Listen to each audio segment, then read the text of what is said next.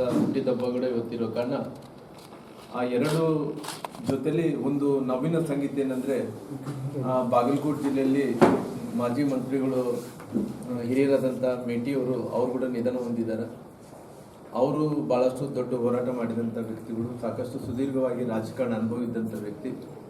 ಅವರು ನಿಧನ ಆಗಿರೋ ಕಾರಣ ಅವರ ಆತ್ಮಕ್ಕೂ ಕೂಡ ಶಾಂತಿಯನ್ನು ದೊರೆಯಲಿ ಅಂತೇಳಿ ಆ ವಿಚಾರಗಳನ್ನು ನಾನು ಉಲ್ಲೇಖನ ಮಾಡ್ತಾ ನಾನು ಈ ಪತ್ರಿಕಾಗೋಷ್ಠಿಯನ್ನು ಪ್ರಾರಂಭವನ್ನು ಕೂಡ ಮಾಡ್ತೀನಿ. ಮಾಧ್ಯಮದ ಸ್ನೇಹಿತರೆ, ಭಾಳಷ್ಟು ದಿನಗಳಿಂದ ಮಾತಾಡಬೇಕಾಗಿತ್ತು. ಅಂದರೆ ಅವಕಾಶ ಸಿಕ್ಕಂಥ ಟೈಮಲ್ಲಿ ನಾವು ಮಾತಾಡೋಣ ಅಂತೇಳಿ ಎಲ್ಲಿ ಕೂಡ ಅಲ್ಲಿ ಬಂದಂಥ ಟೈಮಲ್ಲಿ ಯಾರ್ಯಾರು ಕೂಡ್ತಾರೆ ಅವ್ರ ಜೊತೆಲಿ ಮಾತಾಡ್ಕೊಂಡು ಹೋಗ್ತಿದ್ವಿ. ಪಕ್ಷದ ಅಧ್ಯಕ್ಷರು, ತಾಲೂಕು ಅಧ್ಯಕ್ಷರು, ಹಿರಿಯರೆಲ್ಲರೂ ಕೂಡ ಸೇರಿ ಮತ್ತು ಇವತ್ತು ಒಂದು ಸುದೀರ್ಘವಾಗಿ ಪತ್ರಿಕಾಗೋಷ್ಠಿ ಮಾಡಬೇಕು ರಾಮಲಣ್ಣವರೇ.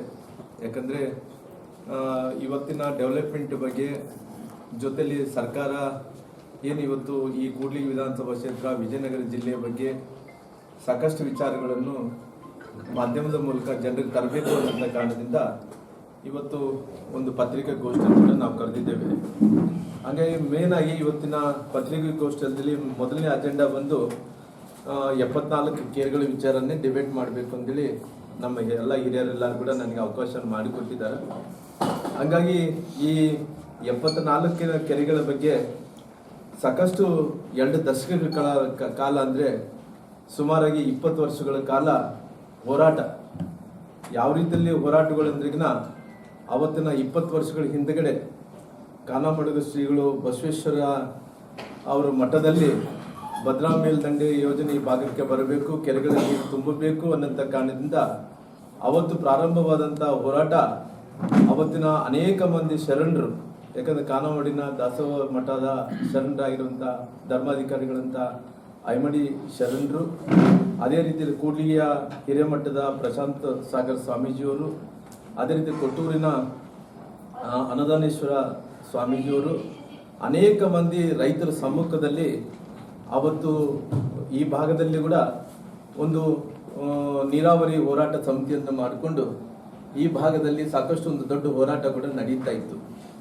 ಆ ಹೋರಾಟ ನಡೆಯುವಂಥ ಟೈಮಲ್ಲಿ ಒಂದೇ ಒಂದು ಬೇಡಿಕೆ ಏನಂದ್ರಿಗಿನ ಈ ಭಾಗದಲ್ಲಿ ಮಳೆ ಆಶ್ರಿತವಾದಂಥ ಪ್ರದೇಶದಲ್ಲಿ ಬೆಳೆ ಏನು ಬೆಳೀತಾ ಇದ್ವೋ ಈ ಭಾಗದಲ್ಲಿದ್ದಂಥ ಜನರು ಕೂಡ ನೀರಾವರಿ ಸವಲತ್ತು ಆಗಬೇಕು, ಕೆರೆಗಳು ತುಂಬಬೇಕು ಅನ್ನೋಂಥ ಕಾರಣದಿಂದ ಅವತ್ತು ಅನೇಕ ಮಂದಿ ಅವತ್ತು ಕೆರೆಗಳೆಲ್ಲ ಕೂಡ ಬತ್ತಿ ಹೋಗಿದ್ವು, ಬೋರ್ವೆಲ್ಗಳೆಲ್ಲ ಕೂಡ ಬತ್ತಿ ಹೋಗಿದ್ವು, ಸಾಕಷ್ಟು ಜನರಿಗೆ ತೊಂದರೆ ಆಗ್ತಾ ಇತ್ತು. ಅವತ್ತು ಏನು ಹೋರಾಟವನ್ನು ಅನೇಕ ಮಂದಿ ಏನು ಮಾಡ್ಕೊತ ಬಂದರು, ಅನೇಕವನ್ನು ಮಾಡ್ಕೊತ ಬಂದಂಥ ಟೈಮಲ್ಲಿ ಕೂಡ ಅದು ಹೋರಾಟ ಹಂಗೆ ಮುಂದುವರಿತಾ ಇತ್ತು. 2018ರಲ್ಲಿ 2017ರಲ್ಲಿ ಅವತ್ತಿನ ಭಾರತೀಯ ಜನತಾ ಪಾರ್ಟಿ ಅಂದ್ರಿಗಿನ ಅವತ್ತಿನ ಸನ್ಮಾನ್ಯ ಯಡಿಯೂರಪ್ಪನವರು ಇಲ್ಲಿ ಪರಿವರ್ತನೆ ಯಾತ್ರೆಗೆ ನಾವು ಬಂದಿದ್ವಿ. ಆ ಪರಿವರ್ತನೆ ಯಾತ್ರೆಗೆ ಬಂದಂಥ ಟೈಮಲ್ಲಿ ಸಾಕಷ್ಟು ಹೋರಾಟಗಾರರೆಲ್ಲರೂ ಕೂಡ ಬಂದು ಇಲ್ಲಿ ಕೆರೆಗಳ ನೀರು ತುಂಬಬೇಕು ಅಂದೇಳಿ ಅದು ಪ್ರಾರಂಭ ಅವತ್ತಿನ ಮನವಿ ಪತ್ರವನ್ನು 2017ರಲ್ಲಿ ಕೊಡ್ತಾರೆ.